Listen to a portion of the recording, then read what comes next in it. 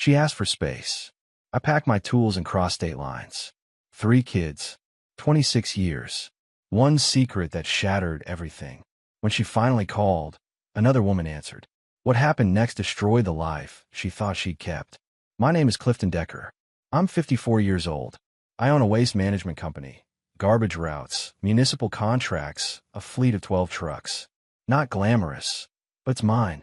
I built it from a single leased truck and a handshake deal with the city 22 years ago. That business fed my family, put 3 kids through school, and kept the lights on through every storm that rolled through. Paula and I had been married for 26 years. 3 kids, Cole, 28, Cassidy, 24, and Finn, 19. Finn came to us from a county foster placement when he was 2 years old. The adoption was final before his 3rd birthday. He never knew anything different, and we never told him otherwise. Paula said we'd tell him when the time was right. The time never seemed to get right, and the years kept moving. It was a Saturday in late October. I was out back pressure washing the driveway, something I did every fall, one of those rituals that just stuck. Paula came out in her robe, coffee mug in both hands, and stood at the edge of the patio. She had that look she got sometimes, the one that meant she'd been rehearsing something. Clift, she started, using the short version of my name she only pulled out when the conversation was about her. I think we need some space. I turned off the pressure washer. The silence that followed was different from the ones at the dinner table. This one had teeth. Space, I repeated. I'm not talking about divorce. She shifted her weight. Just time. A little breathing room. We've been running the same loop for years, and I need to figure some things out. I looked at her for a long moment.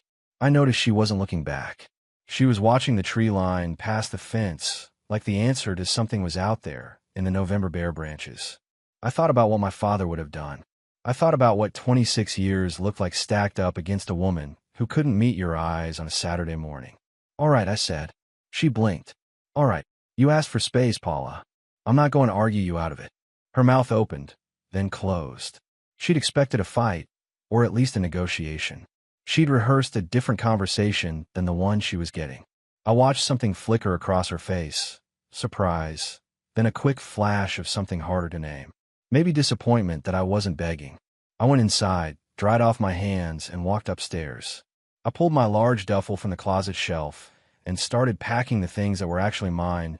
Work clothes, boots, the leather wallet my father gave me, my grandfather's old pocket watch that sat on my dresser. I moved deliberately, without rushing, without slamming drawers. Paula appeared in the doorway. You don't have to leave tonight. You said you needed space. I folded a flannel shirt. I'm giving it to you. I meant space in the house, Clift. Not. I didn't mean for you to go somewhere. I stopped and looked at her directly. Paula, you've been gone for a while already. I think we both know that. You just finally said it out loud. She didn't answer. The silence did it for her. I zipped the bag, picked up my keys, and walked past her in the doorway. Downstairs, I took a piece of paper from the kitchen drawer and wrote 4 words. Left it on the counter next to her coffee maker. Then I picked up my bag and walked out to my truck. The driveway was still wet from the pressure washer. My boots left prints across it as I walked to the truck. I didn't look back at the house.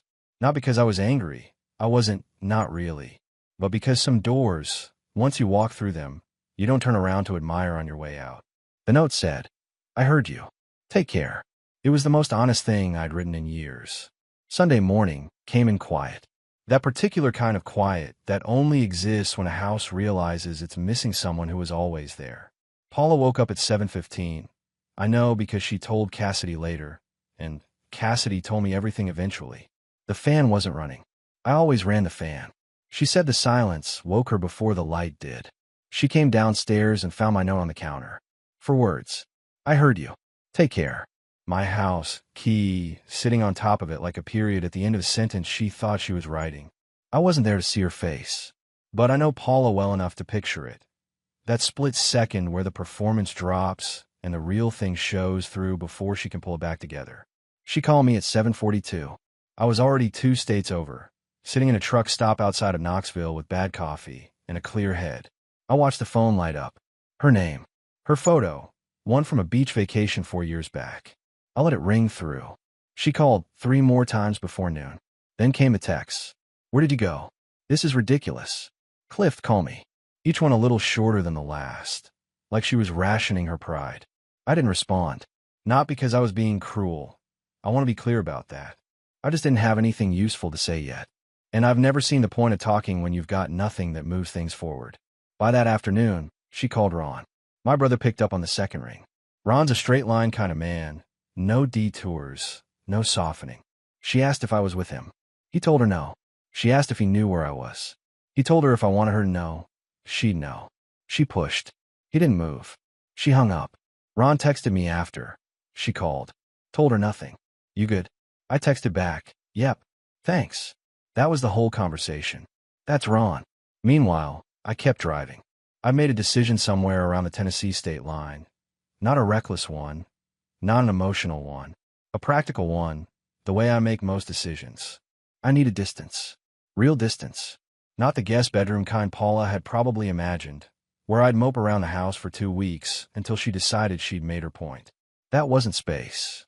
That was theater, and I was done performing.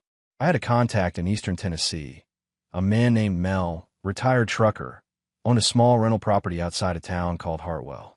Population, just over 2,000. I'd done some work for Mel's son 3 years back, hauled construction debris on a big renovation project. Mel had mentioned once that he kept a unit empty, rented cheap to the right person. I'd filed that away without knowing why. Sometimes you bank things without knowing what account they belong to yet. I called him from the truck stop. He answered on the third ring, recognized my voice, and told me the unit was available. $850 a month, utilities included, small porch, pond view. I told him I'd be there by evening. He said he'd leave the key under the mat. That's the kind of deal you can only make with a certain kind of man. What Paula discovered over the next 72 hours, I pieced together later through Cassidy and through Ron. The Netflix account. I'd canceled the family plan and set up a separate one in my name, a step I'd taken 2 weeks before that Saturday. Not out of spite, just because I've been quietly separating things for a while, the way you quietly start putting your tools back in order before a big job. The joint bank account had been restructured. I'd spoken to a financial attorney 3 months prior, not because I planned to leave on any particular day, but because a man in my position, with business assets and municipal contracts, needs his paperwork clean. The attorney had advised a trust. I'd set it up with Cole, Cassidy, and Finn as beneficiaries. My business interests, the investment account, the rental property I'd bought in 2019, all of it structured properly, legally, documented before any of this became what it became. Paula's access to the joint checking covered her basic expenses. Nothing was cut off overnight, but nothing was open-ended either. She went out to the garage Tuesday evening, according to Cassidy, looking for something, maybe answers, maybe evidence, maybe just somewhere to stand that still felt like us. Cassidy said she found it on the back wall, behind the old toolbox. Something I'd done on a slow Thursday evening about 6 months before, when I was out there alone thinking about things I didn't have words for yet. I'd taken my pocket knife and carved 2 letters and a number into the wooden shelf support. Small. Easy to miss unless you were looking. CD, piece found here. My initials. And one line that said everything I couldn't. Not as a dramatic declaration. Just as a note to myself that I'd already made peace with something, even before I had the language to explain it. Paula stared at it for a long time, according to Cassidy. Then she went back inside and didn't say anything about it to anyone until much later. That night, I sat on the porch of Mel's rental and listened to frogs and distant trucks on the highway.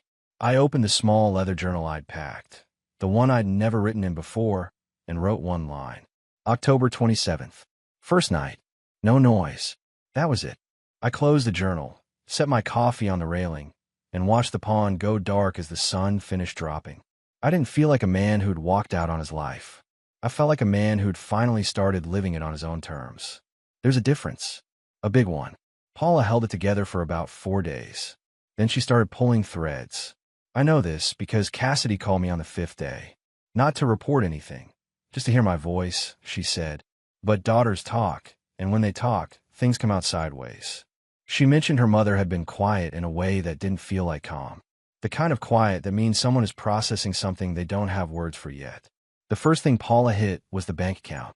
She'd gone to the ATM on Thursday morning, and the number on the screen was not the number she expected.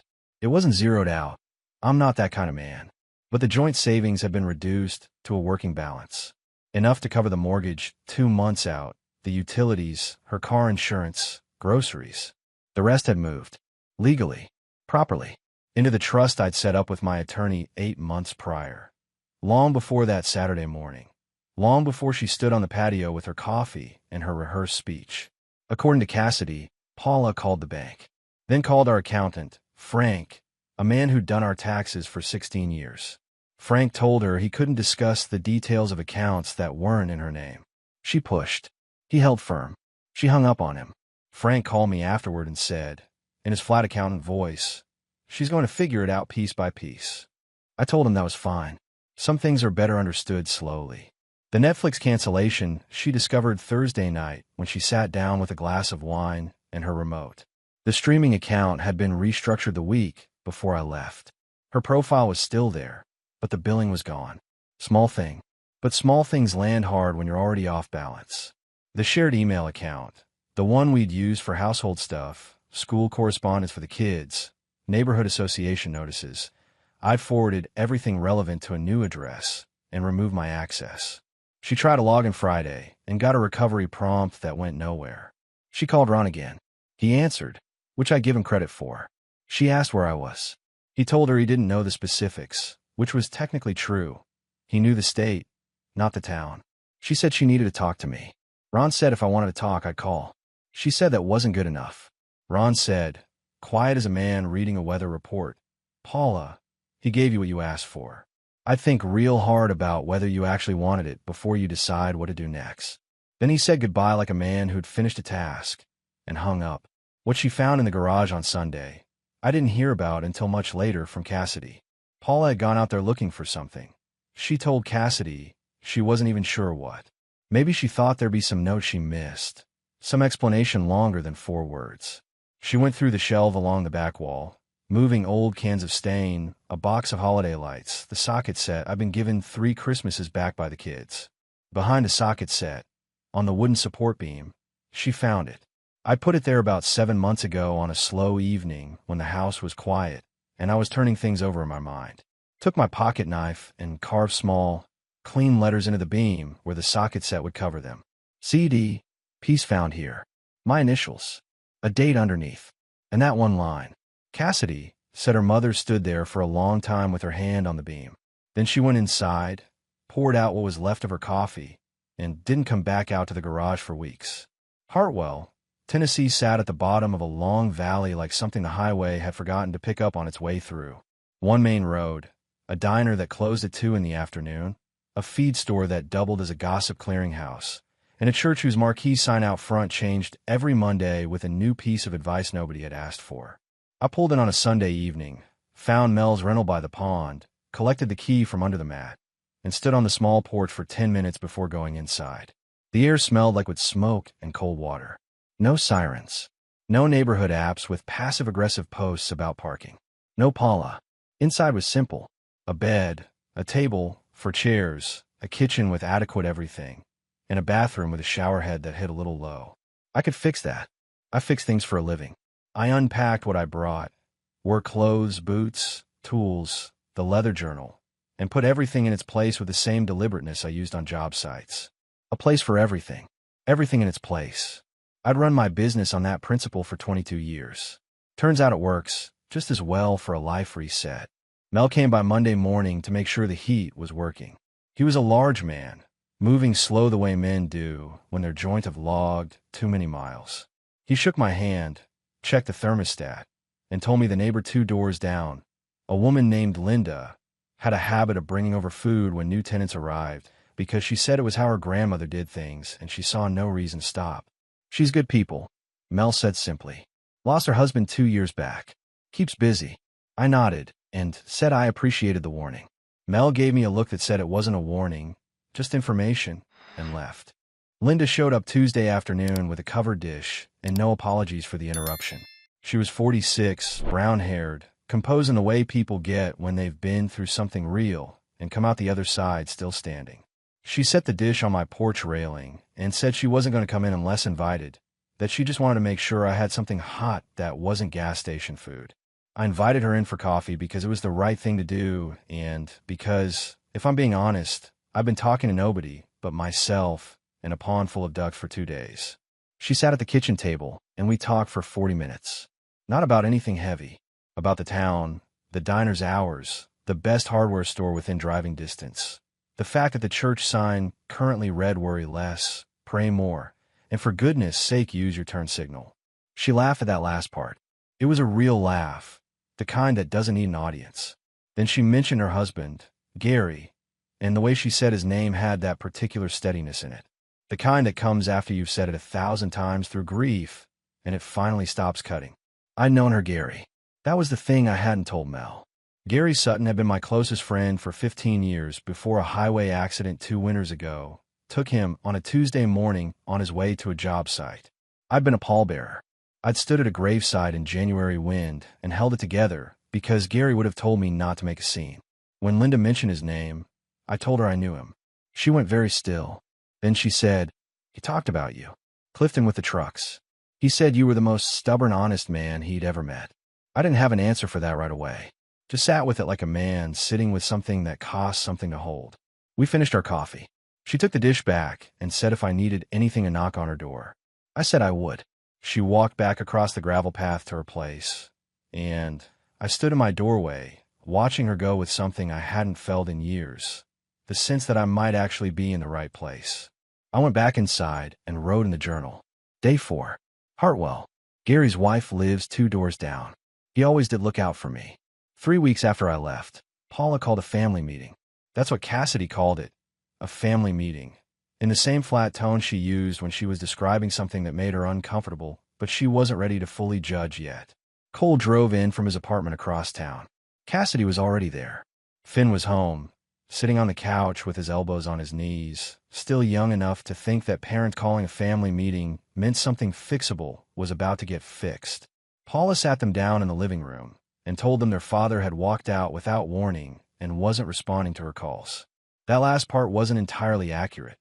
I told her plainly that I was giving her what she asked for, but I wasn't there to offer a correction. Cole took it the way I expected Cole to take it. He was 28, broad-shouldered, built like his grandfather, and had always defaulted to protecting his mother in situations where someone needed protecting. He said some things about responsibility and about how a man doesn't just walk out on his family. I don't hold it against him. He didn't have all the information yet. Nobody did. Cassidy asked questions. That's always been her instinct. Not to react, but to ask. She wanted to know what Paula had said to me the morning I left. Paula gave her a version of it. Cassidy sat with that version quietly, which meant she didn't fully believe it, but wasn't ready to say so. Finn didn't say much. He sat there taking in the way he always took hard things. Very still, very watchful, processing on a delay. He was 19 years old, and he loved his father in that uncomplicated way that younger kids sometimes carry longer than the older ones, because life hasn't complicated it yet for them. What happened next, I didn't find out until much later from Cassidy. She told me Paula waited until after Cole had gone home and Cassidy had gone upstairs. Then she sat down with Finn alone. I don't know exactly how she said it. Cassidy wasn't in the room, but the result was that Finn learned, at 19 years old, sitting on the living room couch of the house he'd grown up in, that he was adopted, that the man he'd called Dad had chosen him from a county foster placement at age 2 and never once made him feel like anything other than a Decker. Paula's calculation, as near as I can figure it, was that this news would shake Finn's loyalty to me, that it would reframe our relationship as something conditional, a transaction, a paperwork arrangement, and redirect his anger toward the man who'd kept a secret rather than the woman who'd been keeping the same one. The calculation failed completely. Finn left the house that night. He drove to Ron's place and sat in Ron's kitchen until 11 o'clock, not talking much, just sitting. Ron called me the next morning. "He knows," Ron said. I said, "How is he?" Quiet. Thinking. A pause. The way you get when something lands hard but it lands clean. I asked Ron to tell Finn I'd call him when I was ready to talk properly. Not through someone else, not over text, but on the phone like 2 men who respected each other. Ron passed that along. Finn apparently nodded and said he'd wait. What Ron didn't tell me until later was what happened when Cassidy went through the house the following week, helping Paula sort through some insurance paperwork. Cassidy found it in the kitchen drawer, Underneath a folder of old-school records she'd pulled out by accident. It was a letter, dated 11 years ago, addressed to a company called Meridian Way Solutions out of Nashville. A formal letter declining a partnership buyout offer and a regional expansion contract worth, at the time, somewhere in the range of $400,000 in projected annual revenue. I'd written it at the kitchen table on a Thursday night after Paula had told me, plainly, that she wasn't willing to relocate and wasn't willing to spend more years watching me build something at the expense of the life we already had. I'd agreed with her. I'd written the letter the next morning. I'd never mentioned it again. Cassidy read it twice. Then she took a photo of it on her phone and put the original back in the drawer. She didn't tell Paula she'd found it. She sent the photo to me that night with no message attached. I looked at it for a long time. Then I put my phone face down on the kitchen table in Hartwell and finished my coffee. Some things you do because they're right. You don't keep a receipt. You don't expect the credit. You just do them and move on. But it's something else when your daughter finds the receipt 11 years later and sends it to you without a word, because she already understands what it means and doesn't need to explain it. I wrote in the journal that night. Cassidy found the Meridian letter. She didn't say anything. She didn't have to. Then I went to bed and slept like a man with a clear conscience, which I was.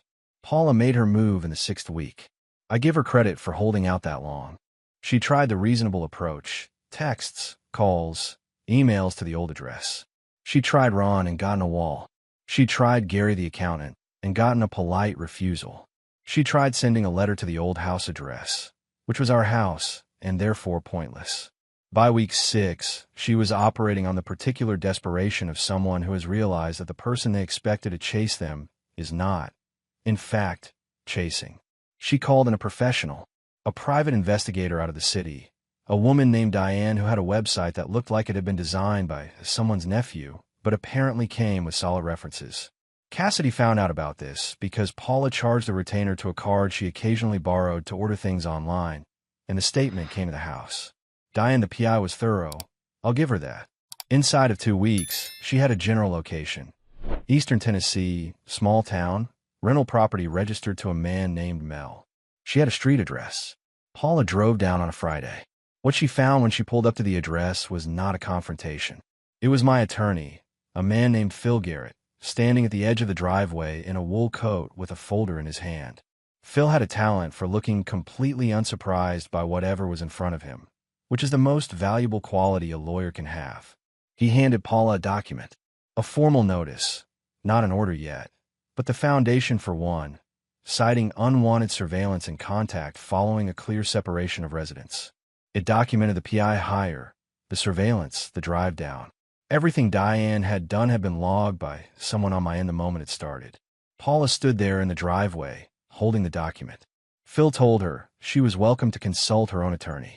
He told her I was well, which wasn't her business, but he said it anyway, because Phil is also a decent man. Then he got in his car and drove away. Paula sat in her car in front of Mel's property for 20 minutes. Then she drove back. I was not at Mel's property when she arrived. I was at Linda's kitchen table 3 doors down, helping her go through a box of Gary's old paperwork, insurance documents, a storage unit she'd been paying for 2 years without opening because she hadn't been ready. She'd finally decided she was ready. I was the only person she'd asked to help.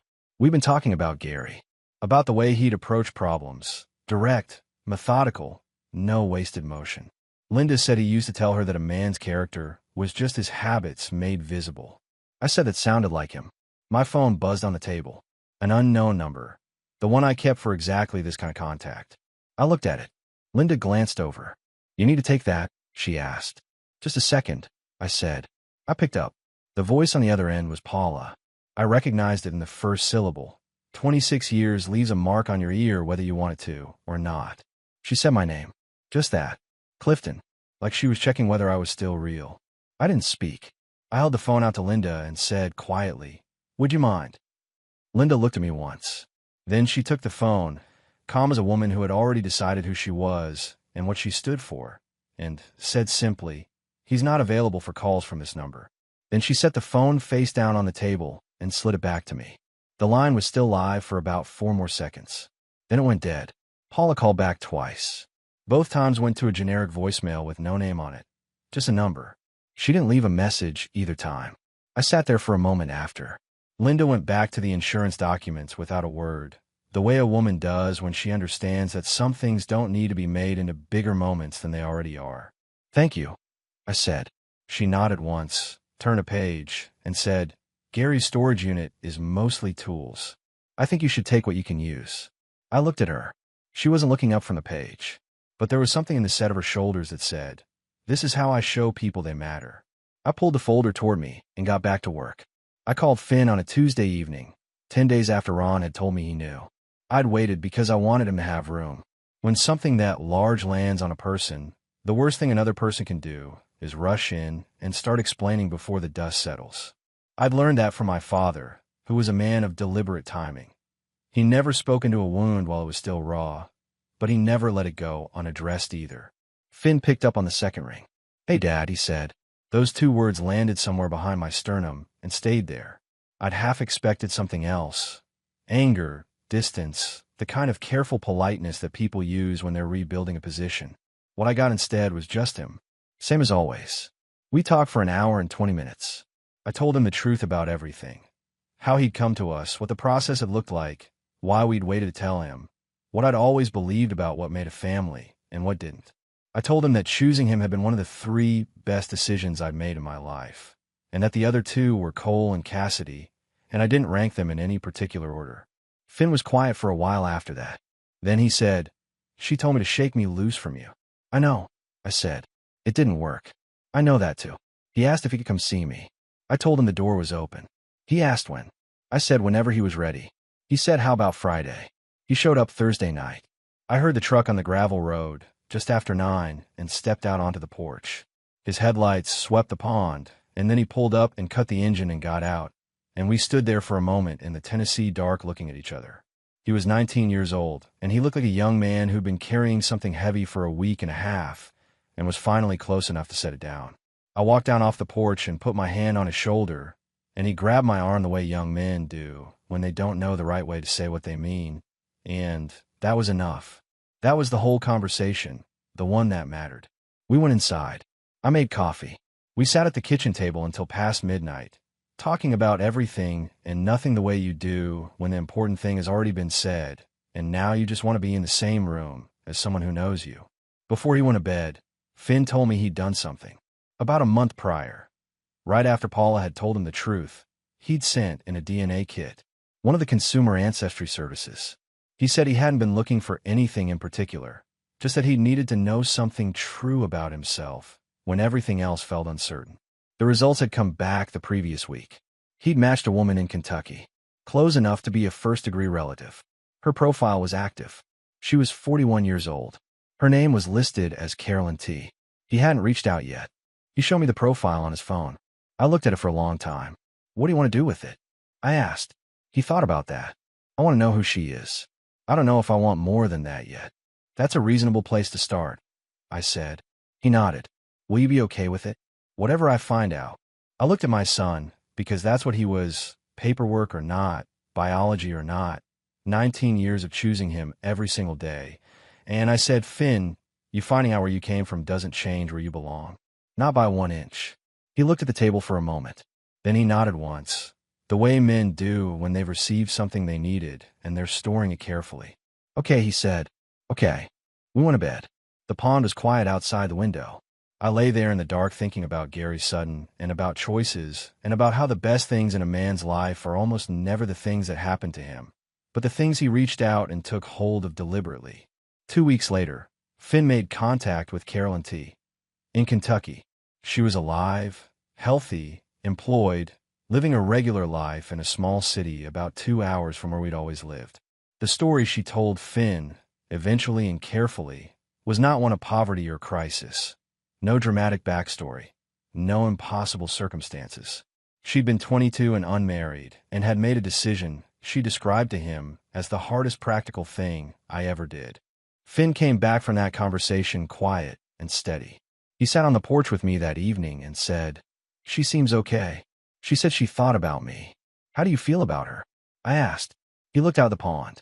Like she's a stranger who made a decision that got me to you. A pause. I think that's probably the right way to feel about it.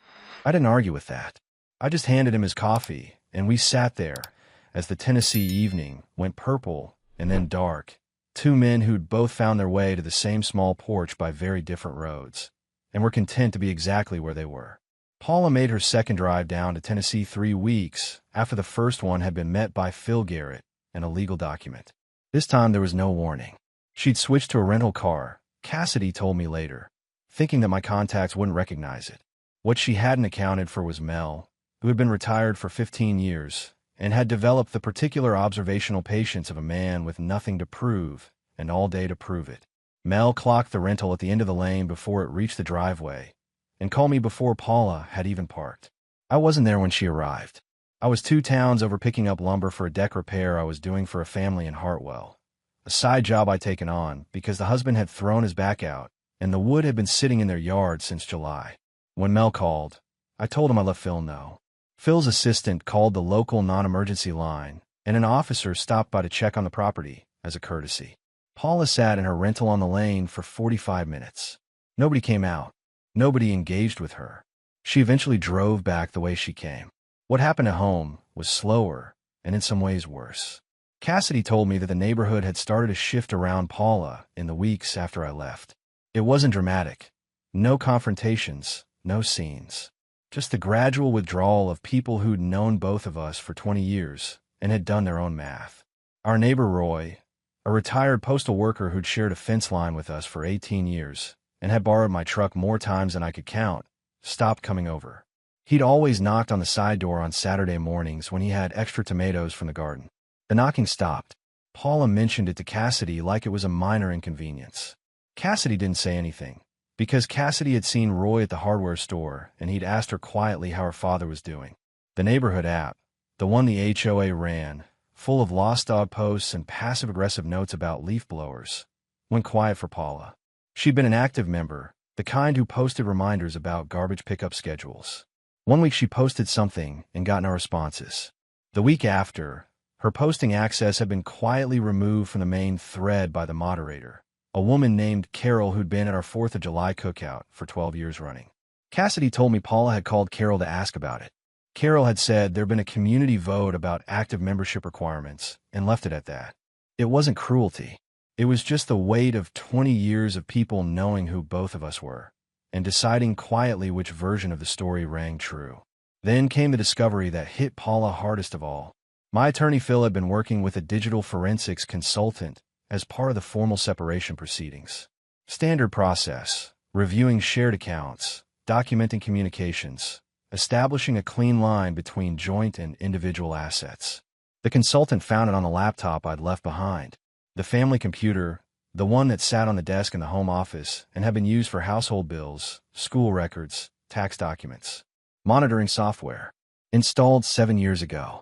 It logged keystrokes, captured screenshots at intervals, and sent a daily summary to a secondary email address I'd never been told about. 7 years. Phil called me on a Wednesday morning and told me, in the measured tone lawyers use when they want to make sure you understand the significance without editorializing. He said the documentation was thorough and would be useful. I thanked him, ended the call, and sat at the kitchen table in Hartwell for a long time. 7 years. The whole time I thought we were simply 2 people who'd grown quiet with each other. She'd been reading my screen. She'd seen the Meridian letter when I wrote it. She'd seen every email to Ron, every text I'd sent from the laptop, every search I'd made about the trust structure and the attorney consult. She'd known, on some level, that I'd been preparing. And she'd said nothing, just kept watching, kept logging.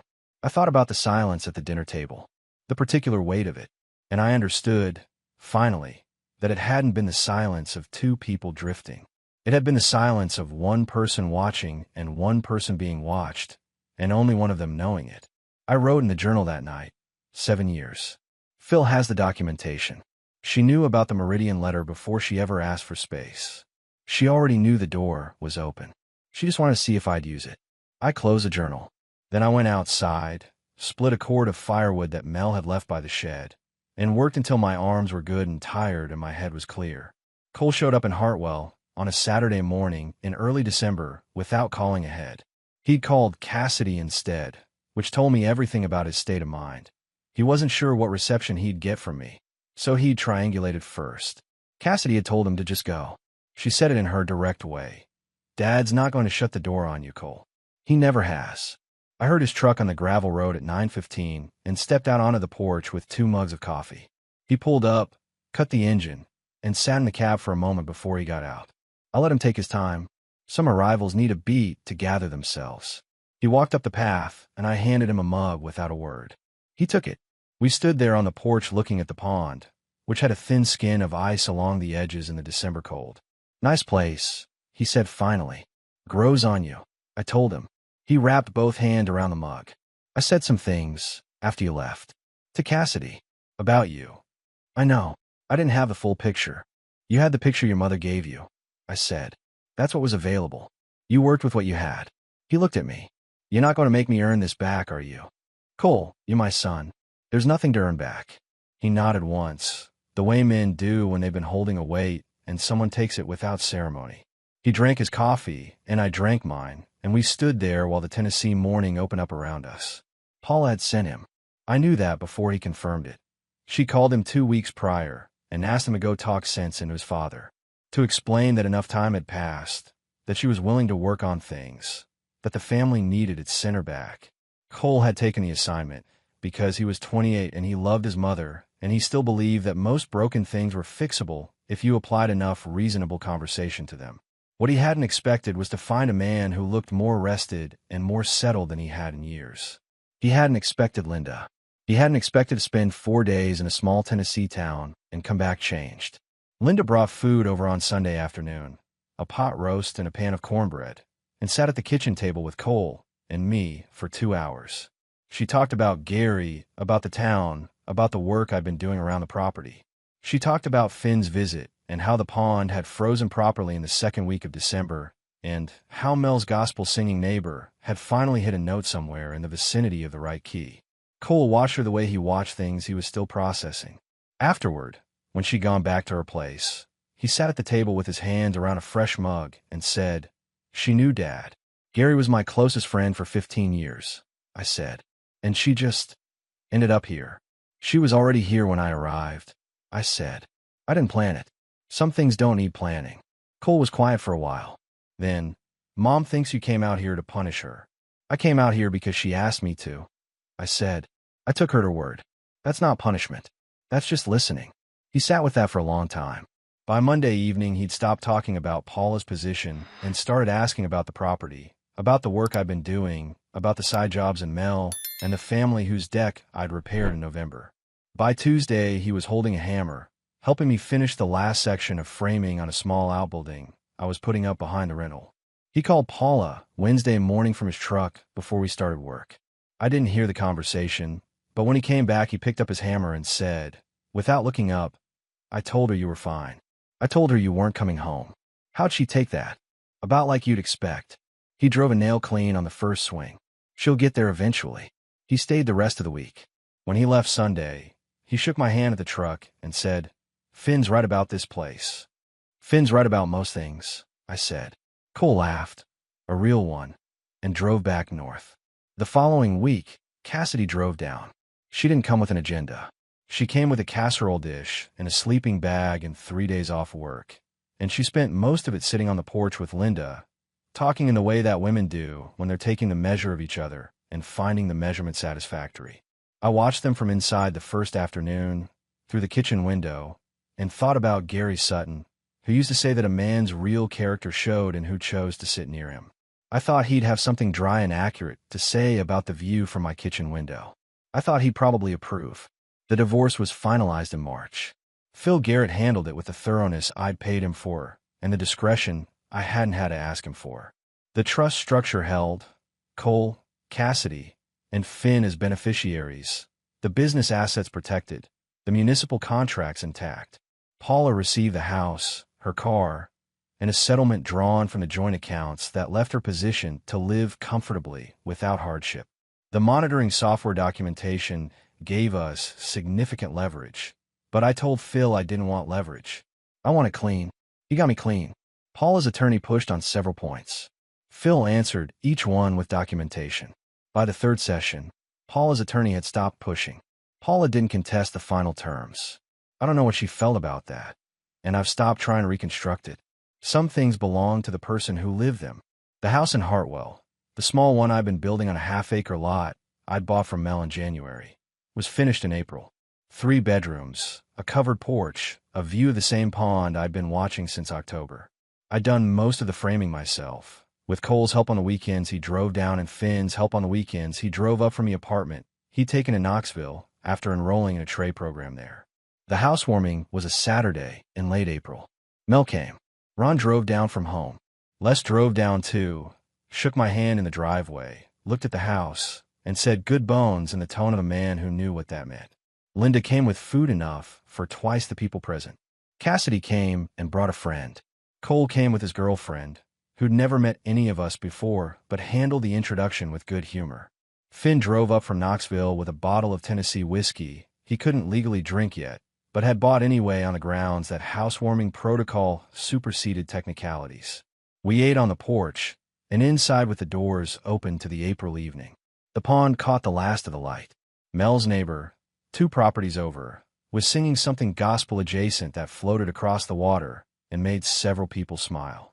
After dinner, Finn stood up. He didn't announce it, just rose from his chair with his glass in hand and waited until the conversation around him settled. He was 19 years old, and he stood like a man who knew where he was standing and why. "I've been thinking," he said, "about what it means to be chosen." He looked around the table, at me, at Cole and Cassidy, at Ron, at Linda. "I found out some things about myself this year that I didn't know before. Some of them were hard. But here's what I keep coming back to." He paused, not for effect, but because he was finding the words as he went, which made them more true. Any man can pass something down by accident. It takes a particular kind of man to reach out and choose someone on purpose, and then show up every single day like the choice was never in question. He raised his glass. "Dad built this house with his hands. He built the other one the same way. I want to be that kind of builder." The table was quiet for a moment. Then Ron said, "That's the best thing I've heard all year," and raised his glass, and everyone raised theirs. I looked at my son. This particular son, 19 years old, standing in the house I'd built for him on a piece of Tennessee ground I'd chosen for the same reason I'd chosen everything that actually mattered, deliberately, without apology, with both hands. I raised my glass and drank. Later, after the guests had gone and Cole and Cassidy had taken the inside while Finn and I sat on the porch steps in the April dark, he said, "You okay, Dad?" "Better than okay," I said. He nodded, satisfied, and leaned back on his hands. The pond was silver under a half-moon. Somewhere down the road, Mel's neighbor had moved on to something quieter, a hymn maybe, soft enough that it blended with the frogs and the water and the sound of a Tennessee spring doing what Tennessee springs do. I sat there and let it all settle around me. The house behind me, my kids inside it, the ground under my boots, it was mine because I decided it was. And I thought about the morning in October when a woman had stood on a patio and asked for space, and I'd given it to her in full. Best thing she ever gave me, that request. I just made sure to keep it.